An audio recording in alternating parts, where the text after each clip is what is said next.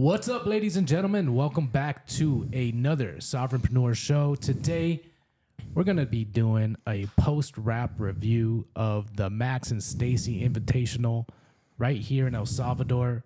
Jordan, how you doing? I'm doing great. Good. You're breathing into the mics real heavy, though. All right. But anyways, we're going to be doing a post-wrap review. We're going to be talking about the Invitational, how it was, our kind of perspective from it as two entrepreneurs who are building over here in El Salvador. So to let you know who I am, I'm Michael Ruiz, and this is... I'm Jordan Herbs, and I'm going to be hosting with you and producing today, which is why I'm over here with the video mixer.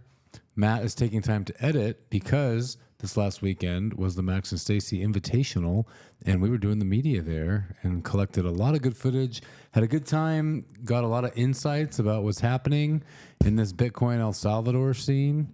So we're going to talk about that today. Yeah, so let's get into it. Let's get right into it. So let's talk about the highlights. Highlights for me, well, first of all, the setting was awesome. Open space, mountains, greenery. It doesn't get more... I think it captures like the beauty of El Salvador really well. The country club, El Encanto, had a good layout, as far as the event. I thought, sun was shining, people were in a good mood. And yeah, just overall, I thought the setting was just awesome. Yeah, it's definitely a very, I don't know what the word would be, a high caliber location to host this kind of thing. I don't think there's many golf courses in general in El Salvador, but at this one, it's also a community of homes, and it's just got this spectacular view, and it's a whole country club.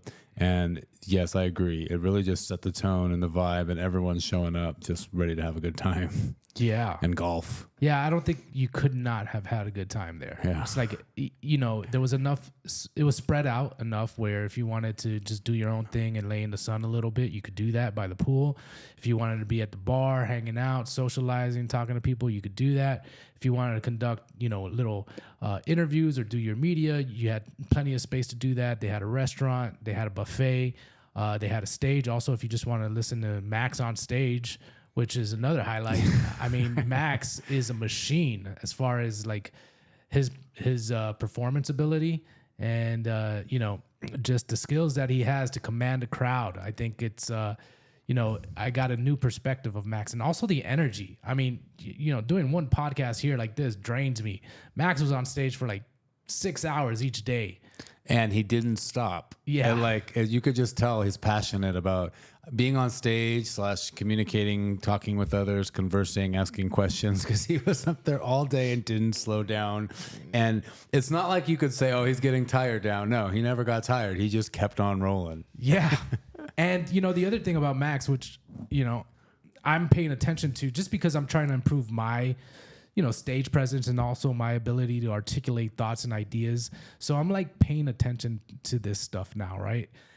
But he just has an ability to talk about a wide range of subjects, and you could tell he has a wealth of knowledge behind him that he doesn't normally like give off from my perspective from his interviews, but like Max can get deep, he can get deep about like philosophical issues all the way to like complex trading strategies. He was up on there talking, some real deep, heavy financial talk. And I was like, wow, for me, there's a switching cost whenever I gotta, move from one subject to another subject. It's like I gotta, my brain has to like readjust and figure out how to process information again. For him, it's just go. And he remains articulate. Yeah. So he can talk about all this stuff and he remains articulate the whole way through. And I mean, for me, I can be articulate if we're doing this 3-4 times a week, for example, then I'm articulate just naturally. And I think I could actually just talk about whatever. But like when it's just out of nowhere, like he brought us on stage and we were talking and they were trying to explain something. And I'm like, oh my God, I'm not being very articulate here. I'm not explaining myself well because we haven't done a show in a while. Well, this is I'm going to go get off topic here and talk about, well, not too off topic, but we had the Bitcoin Sports Network, Chris and Frida here, and I did a podcast, and we hadn't done a podcast in I don't know how long. You weren't able to make it, but I noticed that, if you're not doing this, you get rusty. You know, it's not like you can just jump right back into a podcast and start having conversations again if you haven't done it in a while. You need to warm up. And so that's one of the things I realized is that this year we need to really, hone in on these podcasts and keep that engine running, because it's a skill that you can lose. Well, I think that also speaks to Max's talent, because I don't think, have they been doing the Orange Pill podcast? I don't think so. Yeah, but I think Max is always doing some type of media, something, you know. So you got to remember, Max is a performer, right? Like that's the other thing. I realize that Max is also a comedian, right? He's not just a financial analyst or a trader. He's a personality. He's a personality, yeah. And so he's been doing this for I don't know how many years, decades. I think that he was even on stage with like Jerry Seinfeld. I saw something like that on his post. Yeah. Back in the day. Wow. Imagine if we can get footage of that. He has footage of that. Yeah. He put it up on Twitter. Yeah. And so, it was, I saw that comedic performance from him, this go around. Cause normally you just catch Max on stage and he's, like an hour or whatever it is, like a 30-minute talk or a panel or something like that. But here he was like, it was his stage the whole time. So. Well, and what was special about it was intimate. It wasn't a huge event. Yeah. And half the time everyone else is at the bar or restaurant or playing golf. And so there's not that many people around the stage. I was there the whole time doing the live stream.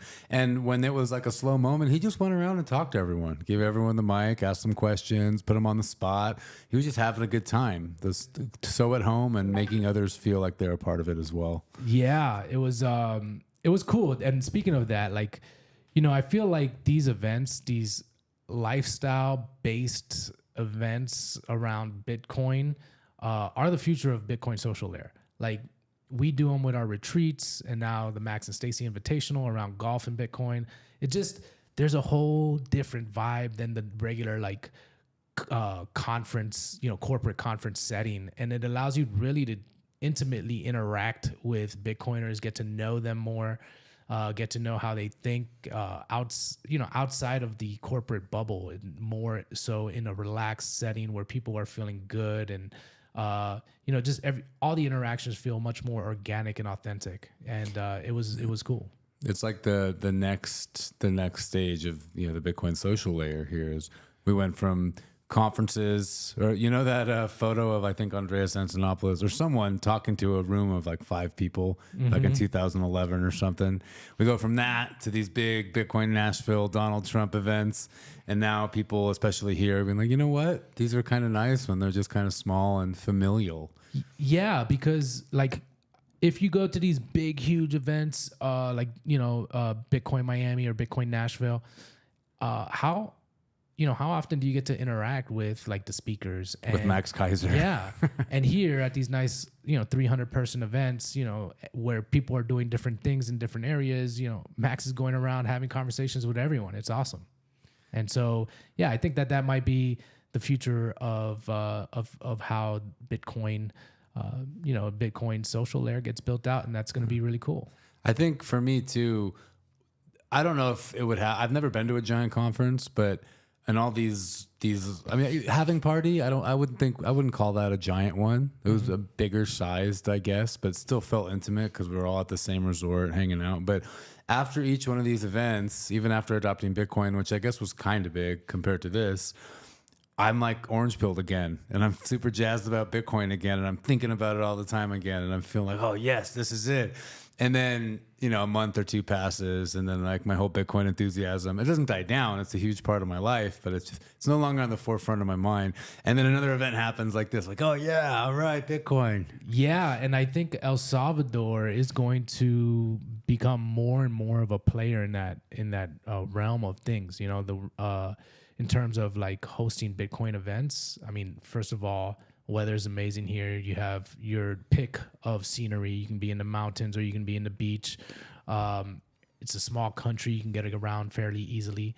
And Bitcoin's legal tender here. And it just seems like more and more people are being attracted to El Salvador. We got Tether coming. We got Rumble coming. So, we'll talk about that in a little bit. But yeah, it just seems like this is becoming a hub, an international hub for Bitcoiners. A tweet that I put out recently was saying that El Salvador is a place where Bitcoiners from around the world can come to and feel like they, feel right at home. And I think that's becoming more and more the case. And like you said, January last year, I heard there wasn't much going on over here. Already we have the Max and Stacy Invitational. Now we got Plan B coming at the end of the month. We're going to host a couple retreats, coming into March, maybe April. And I just think that El Salvador is about to blow up. Yeah, well, like from a social perspective, it's like if you want to, I feel like I understand now why people chase the Bitcoin conferences, right? Like you have people just wanting, they not to say they drop out, but they become digital nomads to be full-time Bitcoiners and just go to all the things. But it's starting, and I know a lot of those people gravitate around El Salvador, even consider it a home base because they stay here 5-6 months as long as their tour visa lasts per year. But now that this is ramping up, like you're saying, and this was also makes it really interesting to live here, is like these opportunities, these events are just all over the place all the time.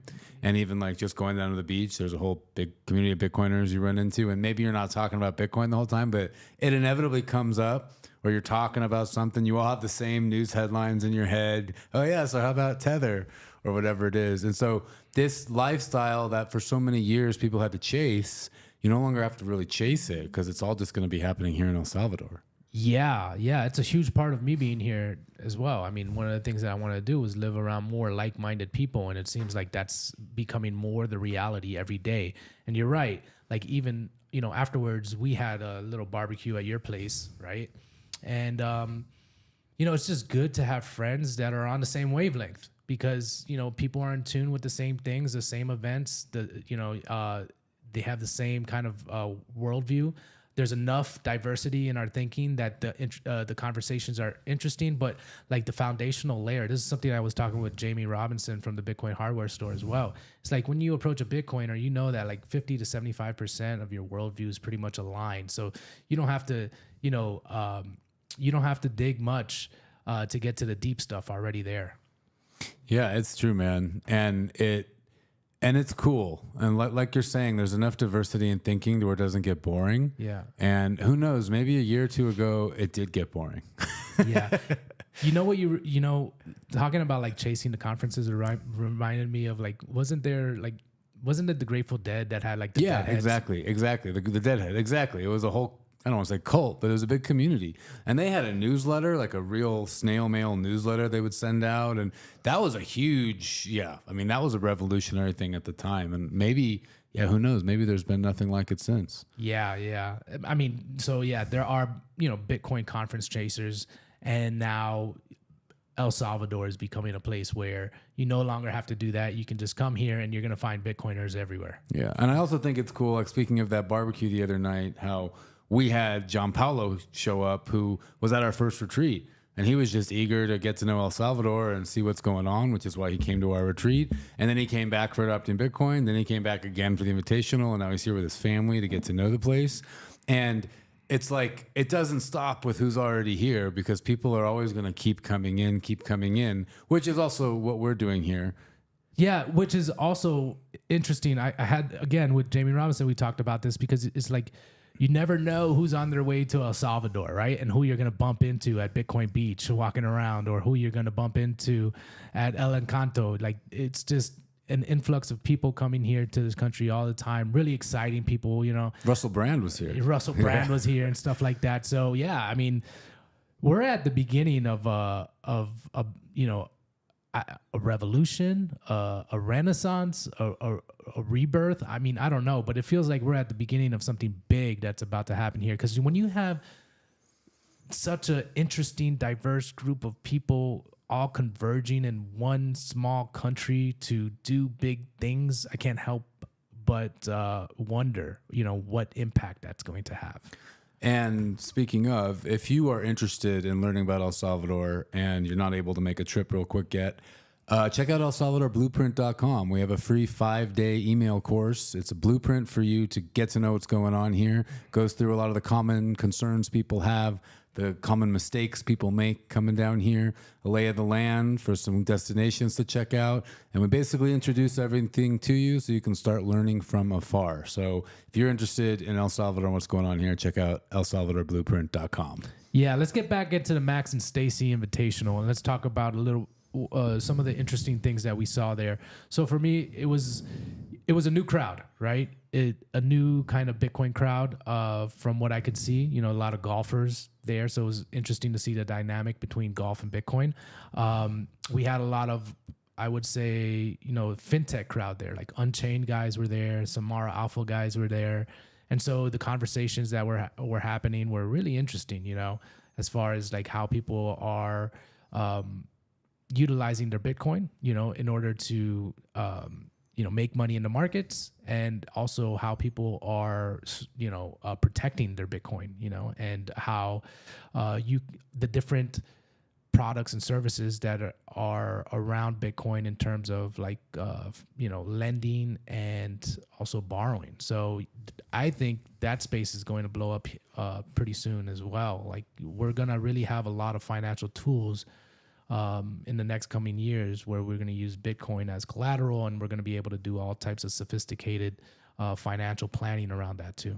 Yeah, and that's what was cool about Max on stage all day, is he was interviewing all these high signal financial people, which I'd never really heard many of them talk. I'm familiar with a lot of these services like Ledin or even Samara Alpha, but to hear them actually talk and hear where they're coming from and why it's so important to them. And even having Max just to bounce off of, you know, Max who worked at Wall Street and who's, you know, really familiar with the whole scene. It was cool. It was definitely something I had never been a part of before. Yeah. To hear those conversations. Yeah. And I want to shout out the event organizers, right? We worked closely with them. It was Frida and Chris and from the Bitcoin Sports Network. And I believe it was their second event, you know, but first event as the Bitcoin Sports Network, first event here in El Salvador, but it was, I think they ran another golf tournament for Bitcoin Nashville, and turned out to be a huge success. So they said, why don't we just continue it? And it looks like they even got funding, and then they got a whole Bitcoin as well, since nobody won the hole-in-one Bitcoin. Samara Alpha, I think, which is one of their investors, also said, you know what, why don't we just give it to them? And I'm excited to see all the amazing things that they create over the course of the year, and I watch them grow and all of that. I think it's a interesting husband-wife team, and it's going to be cool. You know, we're entrepreneurs as well, so we know what it takes, and it's going to be interesting to see all the things that they do. Yeah, and when you think about what they're doing, or even what we're doing, or what we're Bitcoin social layer organizations. Yeah. You know, like, hey, let's put together a golf tournament. No, we're not tech people, coders. We're not even financial people, but we're Bitcoiners. And it's like, we just put things together so people can come together in community to talk, to learn, to celebrate, to play golf, whatever. So it's really cool to see what they're doing. Has it ever been tried before them? I don't know, but it's great to see this happening, and it's going to be great to see even more start sprouting up. Yeah, I mean, so Bitcoin is growing up, right? Like, it's no longer about developers, just developers and, you know, tech entrepreneurs. It's now branching off into different facets of life, which, you know, money does anyways, right? We all need money to transact in every realm of our life. And so, you know, it makes sense that and Bitcoin is a network itself, right? And humans are naturally social. So it just makes sense that the social layer would eventually emerge. And I think that's what we're seeing now. Exactly. And here in the hub of El Salvador, it's going to be the strongest. Yeah, that's true. You know, again, like, just to reiterate, I think that we're on the verge of a new paradigm, you know, in terms of like how Bitcoin is going to evolve. And I think El Salvador is ground zero. And I say it all the time, if you're a Bitcoiner, right, and you want to build something meaningful and you want to have an impact, well, this is the place to do it. I mean, El Salvador has put themselves out there as Bitcoin country, and what better place to do it than here if you want to build on Bitcoin, you know? 100%. Do we want to talk about our on-stage conversation with Max? I see that in our notes here. Yeah, that was interesting. So Max was bringing people on stage, which was really cool. Again, it's just that more familial vibe, more of a community vibe, you know, come on stage, talk to Max. And we did some of that with our Renaissance networking night, and it turned out great. It gives everybody an opportunity to talk, to share a little bit about their journey or what they're doing or the projects they're in? Well, it's like what we talked about in the car on the way there the first day. It's like Hollywood, the whole industry of entertainment kind of started about 100 years ago, maybe a little more than that, where maybe 150 years ago. But it's like music. There were no movies, but something like music was a community activity. There weren't just like performers. Like, no, everyone in the village or whatever just made music together. It wasn't like a separation between the performance and you. So with Max up there, bringing people on, going into the crowd, once again, it was like that separation wasn't there. And you didn't feel like, oh, you know, Max is the deity here and I'm just the pleb. No, it's like we're all just here. We're all humans. And Max really exemplified that. You know, he wasn't up there, you know, saying I'm the king or whatever. I won't be vulgar like him, but yeah, that was a really cool just feeling of the whole thing. Yeah, and so he brought us up there, and you know, we talked a little bit about Sovereignty Studios and stuff like that, and then we got into kind of our move down here, and then you know, because I share a lot of my personal life on Twitter, he brought up what's it like to date in El Salvador. And then he asked me, well, what's it like to date women here in El Salvador versus women in the U.S.? And I started venturing into some uncharted waters there, and I saw the crowd starting to like, kind of like, you know, awkwardly smile / cringe. Well, and that's what I was kind of thinking about, because we started talking about like the woke thing. Essentially, we weren't trying to be so explicit. I think we got more and more explicit as he kept like poking us and probing us. But that's not a place we normally really go. It's a thing like, I guess we consume that content online. We have conversations about it. So it's not like we're foreign to it, but it's not something we're used to talking about publicly. And then I think too of the demographic there of golfers, high finance people. I'm like, I wonder how often these people think about, you know, all of that. Or if they're just, you know, living their own lives and they're not like deep into it, kind of like we are. Yeah. And to give you guys an idea of like where the conversation went, like Max was like, oh yeah, tell me, you know, what's it like dating a Salvadoran girl versus an American girl? And I was like, well, you know, just to summarize kind of my point was, I said, well, look, I don't have any worries about, you know, my girlfriend here if we get married and have kids, right? I don't have any worries about her trying to turn my, you know, baby girl chop her son's penis off. Yeah, stuff like that. So, you know, and then I think that's where I was like, okay, I think I'm not going to go any further than that for the sake of the crowd. I mean, I'm happy to talk about more about like, you know, the differences, you know, between a traditional value approach to you know, dating, and then also like what it's like to date woke women. But I don't know, I was like, whoa, where did this go? Well, because Max kept pushing it. Max was saying like, so what about like in retrospect, I feel like he was saying, so what about El Salvador makes it like that or whatever? And my response to that was that it's a conservative, very Christian country because it's been closed off for so long. They didn't have that kind of influence that the United States did, for example. And so they still just live very traditionally here, which guys like us are like, oh, thank God. Yeah. You know, we don't have to deal with all this crazy progressive stuff. Not to say there's not value in little bits of it, but just that like we know, okay, these values I grew up with, this lifestyle, this moral framework is still intact here. Yeah. Yeah, I mean, to give an example, I think you went to back home to California and you sent us pictures of a... Oh, yeah. Yeah. So Jordan went back home to California, and right in the middle of the street in front of kids and everything, they had a drag queen show. Still going on. Like the wokeness is still alive and very much active in the U.S. And so, yeah, that type of stuff you just don't have to worry about here. And then also, like, it's just good to date. Same thing with Bitcoiners. It's the same point I made with Bitcoiners. When you talk to Bitcoiners, you're like 50-75% aligned on the big things, right? Same thing with dating, right? Like, man, I don't want to have to, like, you know, prod and poke my way through their thoughts to kind of understand how they think, just to avoid, you know, or to gauge where they are on the wokeness kind of meter, you know? Like, it's good to know that, you know, like people here or women here grew up with traditional values, and they don't have their like wiring all fried from all this woke propaganda over the course of their education, you know, in public school or whatever. Yeah, over the what do they call it? The ideological subversion over the however many years.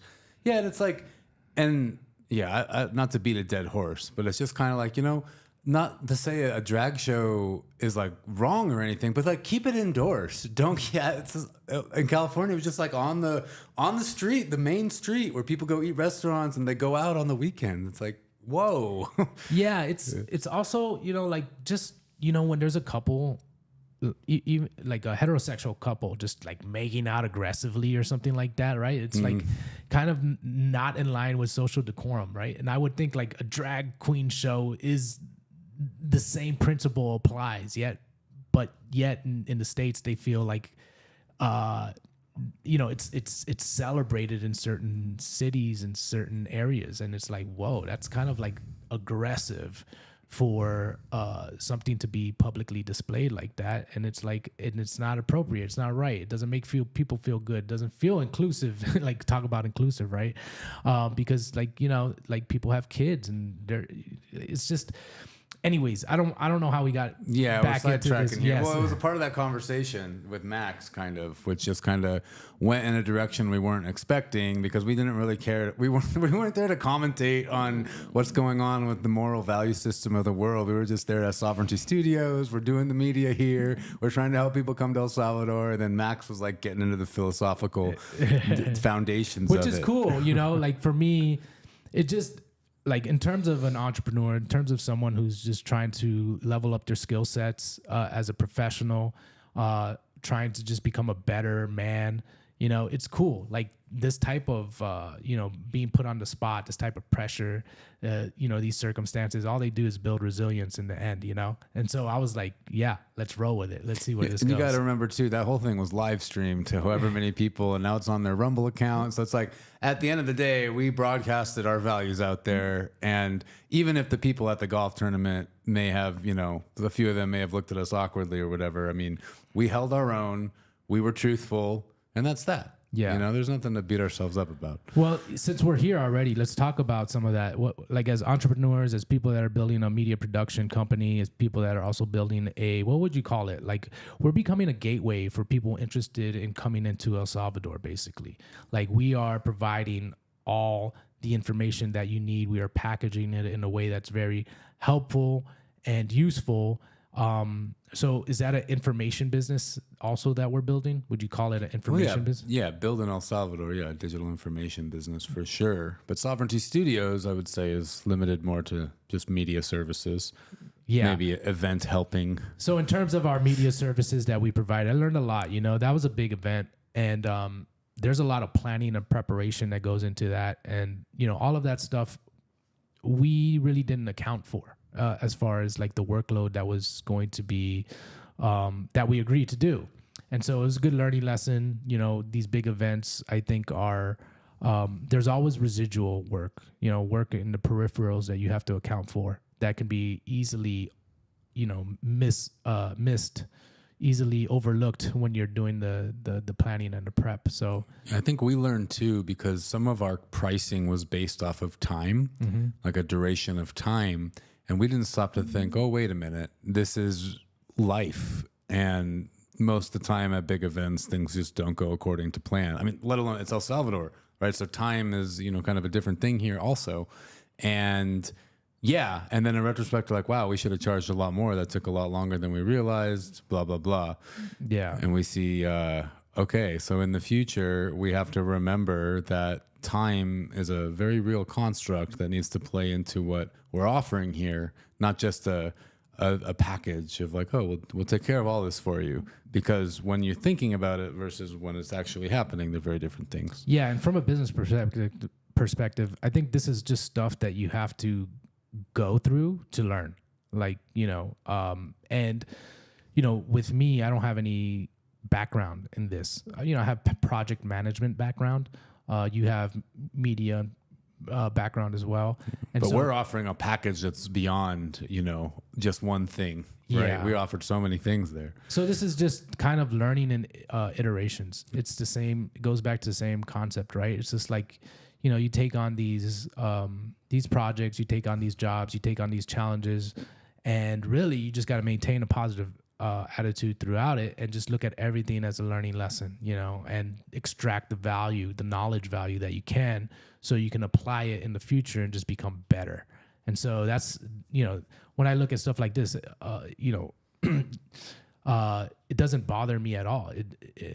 It actually invigorates me. It's like, okay, cool. Look at all the stuff we learned. Now now we go into the next, we go into the next job or the next challenge well more equipped. So yeah, it's like, it's analogous to kind of training for a fight or something like that, right? It's like, those fighters, they look at their opponents with respect and honor and dignity because, them getting in the cage and battling with them made them a better fighter, So, yeah. It made me think of Alex Hormozy's Grand Slam framework a little bit, because in there he talks about make an offer so good, even if the price is ridiculous to you, it's not going to be ridiculous to the person who really needs that problem solved. And by you charging, and I think he even calls it that, like insane amounts of money, then you have the resources necessary. Like even if you don't know how you're going to fulfill, it doesn't matter once you've closed the deal, because you have the resources necessary, and then it's just up to your creativity to fulfill and to do a great job. Mm-hmm. But when you're undercharging, kind of like I think how we kind of concluded, like, okay, in the future we know to charge more, you don't have those resources, and now you can't solve the problems that need to be solved as effectively because you're coming from a place of lack, of scarcity. Yeah, but and not to say that, like, I don't want to make it seem like we weren't grateful for the job. Like, no, definitely not. It was just the learning lessons. Yeah, I felt really honored to be a part of that whole event. Like, it just felt special to be a part of the production team there, part of the organizing team. And I can't, I just, all of it was just positive for me. So in terms of like lessons learned, this is just, us spitballing about, like, as entrepreneurs. The show is called Sovereignpreneur. So we're just openly talking about the lessons that we've learned. Yeah. I mean, I think that's a pretty common, you learn how to price correctly based on what goes into things. And then the more you do it, the more you learn, you come up with a system, and you know what works, how much time things take, what it's worth. And I think our team also grew, in terms of internally, like their skill sets, their experiences just make everyone, better, right? The more life experience you have, the more information you gather in order to make decisions going forward. But it was good to see Matthias come into a leadership role. He came in here as just a young kid from Estonia looking for a better life, and now he's leading a team, and it's good to see him fall into that role. For us, it also expanded what we're capable of doing. Even though we live stream our own events, now we can live stream other events, and we it's just all of that goes towards like making the whole operation better and smoother in the future. Definitely. And that's why Matt's not here producing the show, and I'm here tapping the buttons because he's out there editing. Yeah, I think because we gave a 2 or 3 day turnaround time, which was part of our awesome offer. Yeah. So Rumble. Let's talk about. So the Rumble CEO was there, Chris Pavlovsky. I met him. I had a conversation with him. That was cool. But yeah, Rumble's coming to El Salvador. What do you think about that? Well, we heard a rumor that they're moving to El Salvador, but the Rumble news is that El Salvador government is going to work with Rumble Cloud. Yeah. But there seems to be a lot going on in play. I'm going to share the screen here with. So Tether was licensed in El Salvador, and so they're moving here. That's like been the big news the last few days. But what's also interesting is we saw this article how Rumble just got an investment from Tether. About a month ago, or maybe they haven't gotten it yet, but this was the announcement. So Rumble and Tether are working together.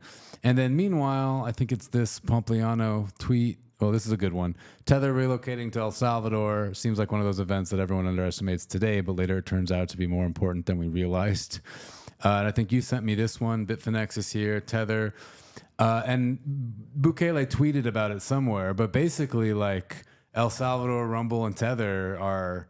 They've got this thing going on about freedom countries, freedom companies working together, doing things together. And I kind of really like this coalition vibe of that. It's like, wow, like different, I guess, market forces, if you call it that, different sectors coming together for freedom. Yeah, yeah. It's interesting. I don't know how I feel about Tether. I don't know how I feel about Rumble. Like in terms of like, I'm not willing to stake like all my. I wouldn't put all my chips in the basket that they're freedom companies, just because I don't know enough information. But on the surface, it's all very exciting, and yeah, I'm look. You know, it seems like El Salvador's on track to attract these freedom-oriented companies. You know. Yeah, man. Yeah, well, and that's the narrative, right? What's the beef with Tether? Like everyone's beef forever is that, I don't know, maybe it's not properly backed 1-to-1, but I don't know if it is or not. I've seen things on both sides that it was a racket with Coinbase or some money laundering thing. I don't know. I've heard so many things over the years. I have no idea, but it's still around. Yeah. At the end of December, people were saying how the EU is going to ban Tether for not complying with whatever, and everyone's like, the whole crypto space is going to crash, and everything, you know, is going as it was. Yeah. I mean, so I guess you know, centralized companies. You know, as I'm doing this deep dive into Nostr, right, and learning about, you know, centralization versus decentralization and how different organizations are set up and so forth, and how the power is concentrated or how it's dispersed, right? It's interesting. And so, you know, like hopefully we are returning to a world where, like, you know, centralized companies, which I think are I don't think everything should be decentralized. I'm not one of these. Not everything can be decentralized. I've been thinking about this. Like video hosting is expensive, especially at scale. It takes a lot of resources. Like for a decentralized network to be able to handle that, there's been so many that have tried and none have succeeded. Yeah. And so that's what I mean. I mean, like, but it would be great if we got to a place where like centralized companies and corporations were trustworthy again, you know, kind of like the old school, like what I would imagine like America 1950s to be like, you know, like Ford and like these big, make corporations trustworthy again. Yeah. And so yeah. And one of the things about Tether is that FUD has been around for so long, right? And they've still, like, they're survivors, bro. I mean, they did all the FUD campaigns against them, they're still here. And so it says something about the resilience of that company, you know? And so, yeah, it's cool to have them down here. I know you mentioned to me, you're like, well, that's a good sign. You know, when Tether and Rumble were coming down, you're like, well, that makes me feel better about my decision. I mean, if you would have told me a year ago, look, Tether is going to move to El Salvador and you're going to feel even better about your decision to move to El Salvador, I would have been like, what, for Tether? And I don't know why. But I heard that like Tether's moving down here. Like, okay, maybe one, because how big are Tether's assets? You know, they have a lot of money, lots of money, and they're gonna move down here. Like, I think that says a lot. Yeah, I think they're like the 17th largest treasury holder, you know, and they have like just tons and tons of capital. Are you looking it up right now? Yeah, here it is. So we got Q3 2024, Tether hit 7.7 billion 2024 9-month profits, 102.5 billion in U.S. Treasury holdings, 120 billion USDT, 6 billion reserve buffer. Wow. Yeah, so they've got a little bit of money. Yeah, and it shows that, you know, El Salvador's regulatory structures are becoming more sophisticated, where if they're attracting these big companies down here, like, obviously there's something happening here. And I talked to Carlos Rivas from Nodeman a little bit about that. I also talked to his partner, Jose Rodriguez, I believe his name is. And we were going over the regulatory framework for El Salvador compared to other countries.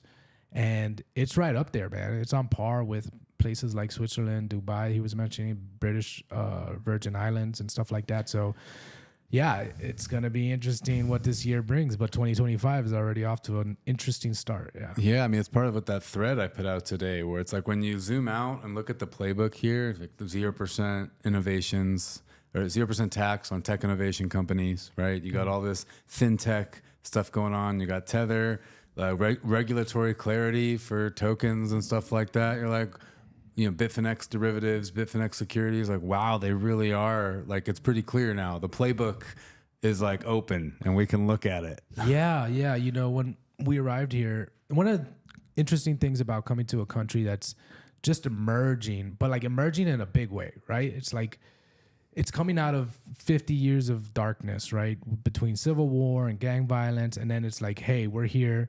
They cleaned up and then they're like, okay, we're here to, you know, make an impact. And it's like they're skipping a lot of like, you know, the process and going straight towards like the new innovation, right? They're like, yeah, we're not going to be, we're going to embrace the new way of doing things. We're not going to just, you know, evolve into the old way of doing things and then slowly make our way into the new things of doing it. No, they're just skipping the old, you know, fintech world. The fiat fintech. Yeah, the fiat fintech world. And they're going straight into like, you know, Bitcoin and tokenization. And it's going to be interesting how that like leapfrog, you know, impacts El Salvador. But like, you know, if digital assets are the future, then this could potentially be a huge hub because they're building the foundation from that framework, right? They're not building the foundation on top of an already legacy foundation. They're building the foundation from like a new platform, right? And this is the type of, sorry to interrupt, this is just the type of conversation Max was having with a bunch of those guys at the tournament.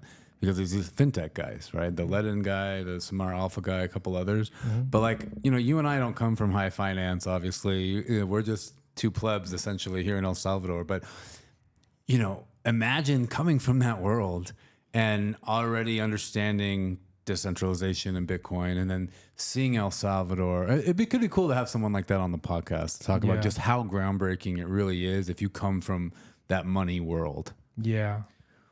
Yeah.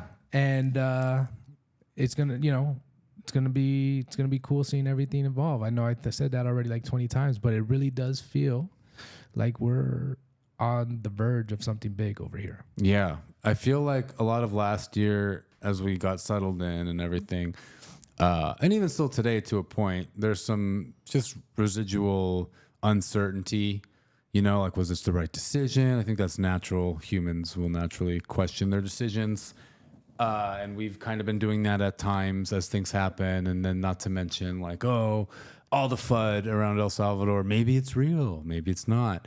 But with things like Tether moving here, it just feels like it's pushing us more and more and more over the edge of like, all right, there's no more reason to have any uncertainty. Like, this is for real. Yeah. Yeah, that's a good point. It does feel like this is for real. Like, it's starting to really get close. Yeah, it you know, because imagine we come here and we're like, yeah, man, El Salvador is this birthplace of a new renaissance, and you know, this is where you need to be as a Bitcoiner, and like nothing happens for the year that we're here. You know, it might be a little bit concerning. You might start second guessing your decision to be here, but like to already, you know, we've been here 6-7 months, and now Tether's moving here. It confirms our decision. So yeah. Cool, man. I'm go ahead. I was just gonna say, I know it's good for what we're working on too. I mean, whether or not this becomes a really good business, what we're doing with Building El Salvador, it's something that more and more people are curious about and want to know, and it's a good service to offer people because what does everyone want? You know, freedom. We want hope, and El Salvador is offering that. So it's like just confirming, I think, where we're allocating our energy to, which I think is important. Awesome. I'm good here to close off. I think that was some good parting words. Anything else you want to say? No, I'm good. It was a fun event. Thanks, Max and Stacy and Chris and Frida and everyone else for putting it on. Thanks for having us. Yeah, thanks for having us, and we're excited to hopefully work with you again at the next tournament. See you, everyone. Peace.